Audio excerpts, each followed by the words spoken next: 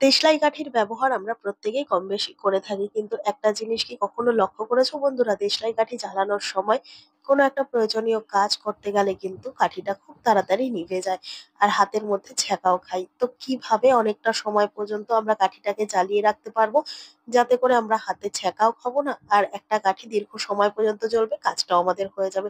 তার জন্য সবার প্রথমে নিয়ে নিতে হবে গায়ে মাখার যে কোনো ধরনের সাবান। তবে অবশ্যই সাবানটা শুকনো অবস্থায় নিতে হবে। দেশলাই কাঠির যে দিকটায় বারুদ লাগানো থাকে সেই বারুদের মধ্যে এইভাবে সাবানটাকে একটুখানি ঘষে নিতে হবে। তাতে কি হবে, বারুদের ওপর এক্সট্রা করে একটা কোটিং হয়ে যাবে, যেই কারণে সাবানটার জন্য কিন্তু খুব তাড়াতাড়ি আর কাঠিটা নিভে যাবে না। যে কাঠিটা হয়তো কয়েক সেকেন্ড জ্বলতো সেটা কিন্তু 1 মিনিটের কাছাকাছি চলবে। তো দেখো বন্ধুরা, এইভাবে একটুখানি বারুদটার মধ্যে সাবানটাকে রাব করে নিয়ে কাঠিটাকে জ্বালালাম, এই কাঠিটা কিন্তু অনেকটা সময় পর্যন্ত জ্বলছে আর আমাদের প্রয়োজনটাও কিন্তু করে নিতে পারবো।